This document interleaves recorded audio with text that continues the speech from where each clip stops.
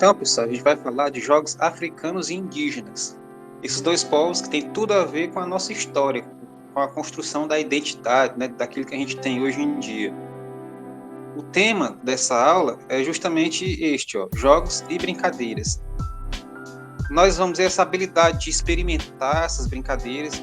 Seria muito bom, né, na vivência prática, mas já que a gente não está podendo nesse momento, fica para um outro momento. Mas essa prática, esses jogos, são tão populares no Brasil e no mundo de maneira geral, tem a sua origem na matriz indígena ou africana, e o objetivo é recriar, valorizar a importância desse patrimônio histórico e cultural, nesse tempo que a gente vê que esses povos ainda são tão discriminados, né? Infelizmente. E qual é o objetivo de você aprender isso? Para quê? Para valorizar a cultura afro-brasileira e a indígena, e conhecer e vivenciar jogos afro-brasileiros e indígenas. Então tem jogos que você pode praticar com alguém da sua casa, para você sair até um pouco desse meio virtual e se divertir de outras maneiras também. Para a gente começar sobre os povos africanos, o que a gente pode refletir? E eu deixo a pergunta aqui para você ou colocar no chat, ou colocar nos comentários, ou pensar. Tá bom? Mas é muito bom que você coloque nos comentários para que a gente veja a sua opinião, para que as pessoas interajam com você. Você já ouviu falar do continente africano? E aí? Geralmente a gente trata esse continente como só algo muito pobre, seco, né? Aqueles animais morrendo, aquela coisa toda. Assim como muita gente trata o Nordeste brasileiro também dessa maneira. Mas não é bem assim, tá bom? Seria bom que a gente pesquisasse, entendesse melhor as riquezas, os costumes e muita coisa que a gente ficou também aí de herança. Como é e o que tem por lá? Quem já teve essa curiosidade de ver o que tem por lá, o que é que a gente aprendeu de lá, o que é que tem no Brasil também desses costumes? Quando e por que os africanos vieram para o Brasil? Eu deixo essas perguntas em aberto para você ficar curioso, para você ir atrás. Quando eles vieram para o Brasil e por quê? Então isso aqui é conteúdo de história, um conteúdo bem interessante, rico. Muitos vieram como escravos, né? Aliás, todos vieram como escravos, tiveram seus direitos aqui roubados e vieram trabalhar para as pessoas que eram os ricões da época. De que forma influenciar a nossa cultura?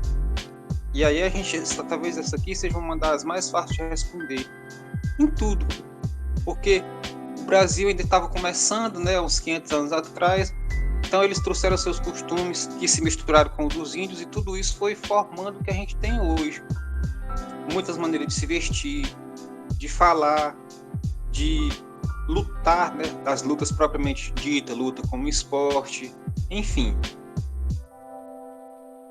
E sobre os povos indígenas, esses, né, que já estavam aqui quando os portugueses chegaram, quando os colonizadores chegaram, esse povo que já estava aqui, que tiveram a sua privacidade invadida, os seus costumes, né, foram apropriados, o seu trabalho. Então isso aí foi levando essas pessoas até hoje a perder seu espaço, cada vez mais.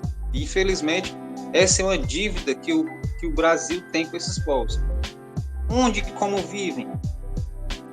Você sabia que ainda tem indígenas que vivem totalmente isolados?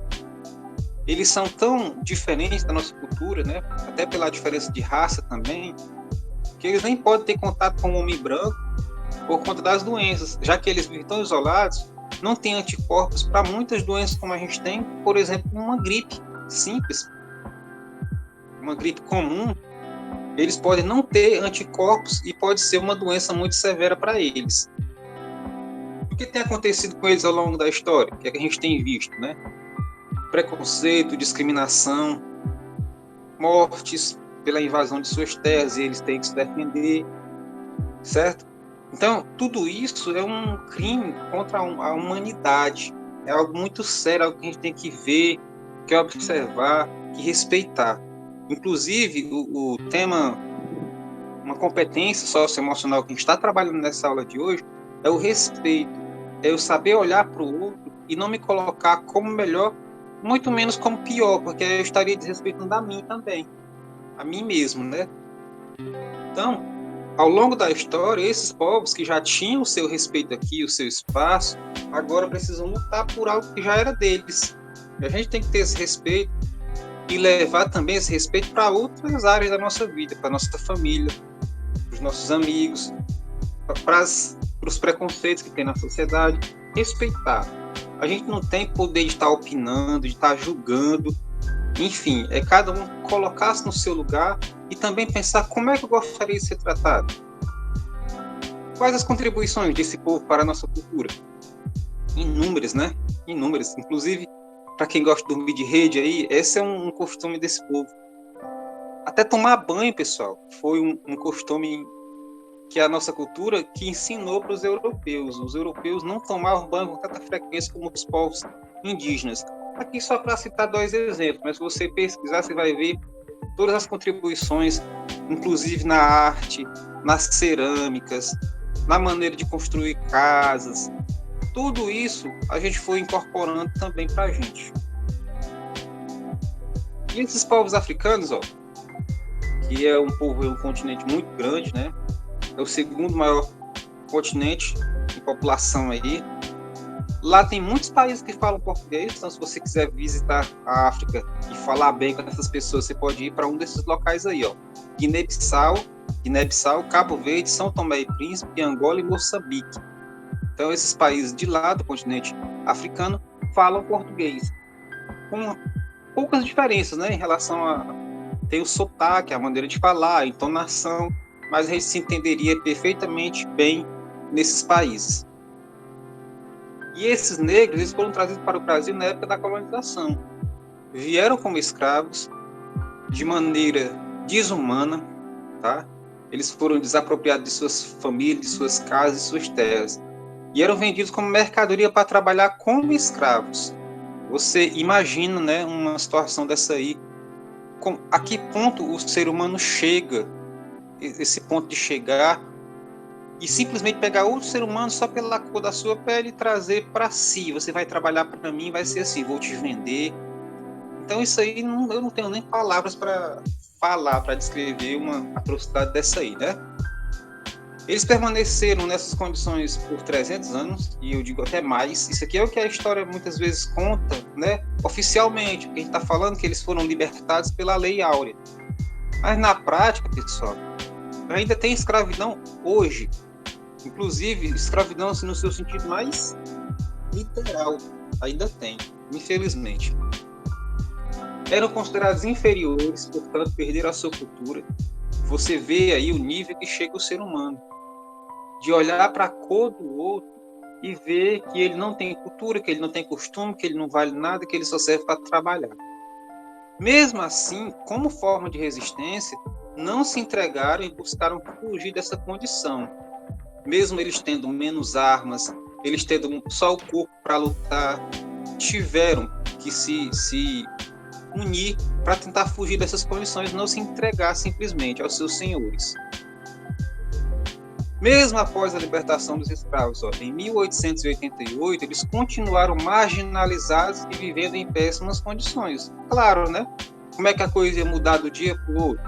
Era uma lei que ajudou bastante, mas também não dava condições mínimas para viver. Então, ou seja, em 1888 foi assinada a Lei Áurea, os escravos foram libertados, pelo menos na letra da lei aí, mas e aí? Como é que seria a vida?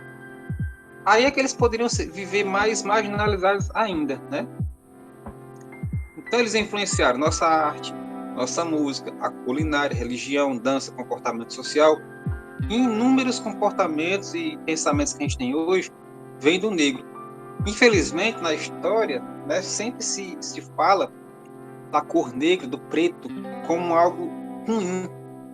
Tem muitas expressões que são racistas nesse sentido aqui, né? Por exemplo, aquela pessoa que digamos, não é a melhor pessoa da família, no conceito das famílias aí, e eles chamam a ovelha negra, tá? Quando a situação tá ruim, que as pessoas costumam dizer, a coisa tá preta. Enfim, se você pode lembrar, colocar nos comentários aí, expressões que você vê que sabe que são racistas. Bom, isso aí tem que ser mudado, deveria ter sido mudado já há bastante tempo. E agora dos povos indígenas, né, desses jogos, os jogos deles e um pouco da cultura desse povo. Para mim, esse povo, eles são um povo fascinante, né, por já estarem aqui, pela quantidade de etnias que tem, né, de raças indígenas que tem aqui, pela quantidade de línguas, pela forma como eles vivem em contato com a natureza, como eles dividem as coisas entre si. Isso tudo é muito importante e a nossa sociedade deveria aprender bastante com esse povo aí. Eu tenho certeza que se a gente passasse um tempo isolado em uma tribo indígena das mais primitivas, a gente aprenderia muita coisa que a nossa sociedade aqui, que se diz organizada, que se diz civilizada, não aprendeu, não aprende, né? Eles têm práticas corporais próprias que podem variar em cada etnia. Então, um país desse tamanho aqui, com tantas etnias, né? Com tantos povos indígenas diferentes, cada um tem seus costumes. Também incorpora a tecnologia em algumas práticas como futebol. Então, pessoal, hoje a tecnologia está chegando em todo canto. Então, os índios também têm suas tecnologias. Muitas etnias aí têm acesso às redes sociais, tem canal no YouTube. Eles falam já, né, muitos, os mais descobertos recentemente, aprendem português, tentam se comunicar e, principalmente, que é o pior nesse momento, é tentam se defender. Em 2015, foram realizados os primeiros Jogos Mundiais dos Povos Indígenas, viu? Em Palmas, no Tocantins. Então é isso aqui que nos interessa mais aqui em relação aos jogos, as práticas que eles deixaram, as contribuições que eles deixaram aqui para a educação física.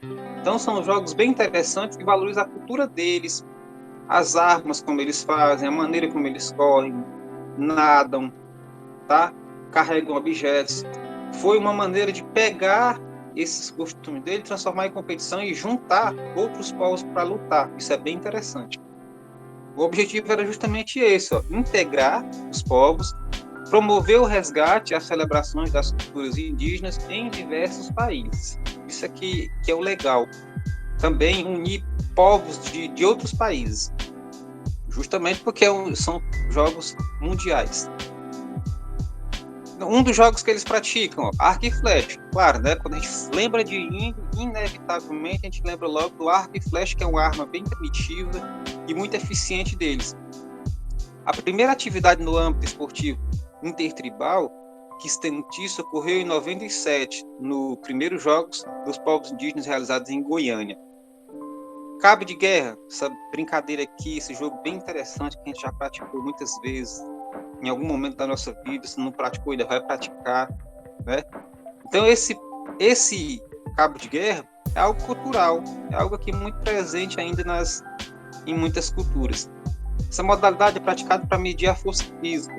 O cabo de guerra é muito aceito entre as etnias participantes de todas as edições dos jogos, com um atrativo emocionante que arranca a manifestação da torcida indígena e do público em geral, e permite a demonstração do conjunto de forças físicas e técnica que cada equipe possui. Então, é bem interessante. Mostra aqui um trabalho de equipe, né? Mostra aqui uma certa colaboração entre os participantes, algumas estratégias, enfim. Canoagem. Índio, para sobreviver, para pescar, para se transportar, precisa disso aqui. Então, desde o início dos jogos, para organizar a competição dessa modalidade, houve grande preocupação. Cada etnia possui tecnologia própria para fabricar suas canoas, que são feitas artesanalmente, mas sem obedecer a um padrão exato de tamanho e peso. Como é que o problema foi resolvido? Escolhendo-se as canoas dos Rikpatsa, norte do Mato Grosso, exímios canoeiros, ou seja, ótimos canoeiros. Suas canoas ofereciam condições de aceitação pela maioria dos povos participantes nos jogos. O que houve aqui tinha muitas canoas de maneira diferente, de peso diferente, de tamanho diferente. Eles escolheram a que seria melhor para a maioria dos participantes, que foi essa desses povos aqui, dos Rikpatsa, no norte do Mato Grosso. Atletismo. Aí eles correm 100 metros rústico, ou seja, que não é na pista, né? É aquela maneira mais natural deles correrem na sua terra, com os pés descalços, enfim, com a sua naturalidade. A realização dessa modalidade passou por várias experiências de adaptação para a definição e seu formato. Chegou-se à conclusão da prova de 100 metros rasos, masculino e feminino, como ideal para o modelo no jogo dos povos indígenas. Essa prova que é tão conhecida, tão amada no atletismo mais tradicional, né? É também incorporada aqui nos jogos indígenas e com certeza arranca a alegria e a participação de muita gente. Corrida com tora. Então isso aqui, ó, eles pegam essa tora aí e tem que correr com ela, né? Deve ser bem pesado. Preparação dessas toras. Geralmente, todos os povos que possuem essa atividade confeccionam as toras com o tronco de uma palmeira chamada buriti, uma espécie de coqueiro, considerado sagrado pelos craôs. Do buriti, os índios aproveitam tudo, desde seu fruto como alimento, folhas para cobertura de casa e confecção de artesanato, cestarias, abanos, tronco para rituais e atividades esportivas. O que a gente vê é que os índios aproveitam a natureza em seu máximo, eles não têm essa cultura do desperdício, o que eles pegam para a sobrevivência e também para a diversão, mas quando eles pegam uma planta, um animal, eles tentam tirar do máximo a pele, a tinta, fabricar utensílios domésticos. É assim que a gente deveria utilizar a natureza. E esse aqui, ó, Chico Naite, futebol de cabeça, é um jogo bem interessante, é um esporte muito interessante. Você imagina, se jogar futebol, na maioria das vezes com os pés, já que no futebol tradicional você pode jogar com a cabeça, mas é de vez em quando. O que predomina são os pés. Então você imagina a dificuldade.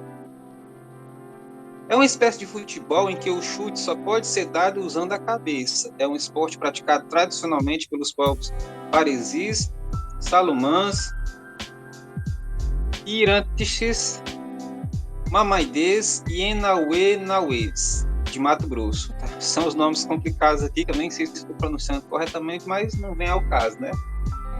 É disputado por duas equipes que podem possuir 8, 10 ou mais atletas e o capitão. Você imagina como isso aqui deve ser interessante. É realizado em campo de terra batida para que a bola ganhe impulso. O tamanho do campo é semelhante ao do futebol e conta com uma linha demarcatória ao centro que delimita o espaço de cada equipe. Então, olha aí, também tem suas maneiras de jogar algo parecido com o futebol. E a história do futebol é muito interessante. A história do futebol é justamente a reunião de vários jogos desse tipo que se parecem com ele. Então ele não tem uma criação num único local, num único povo. E o futebol, né, o tradicional futebol, esporte já inserido no contexto cultural de vários grupos indígenas, sendo unanimidade nos jogos e praticado por atletas femininos e masculinos. As regras são regidas pela Instrução Geral dos Jogos e obedecem ao padrão da Confederação Brasileira de Futebol, certo? A CBF.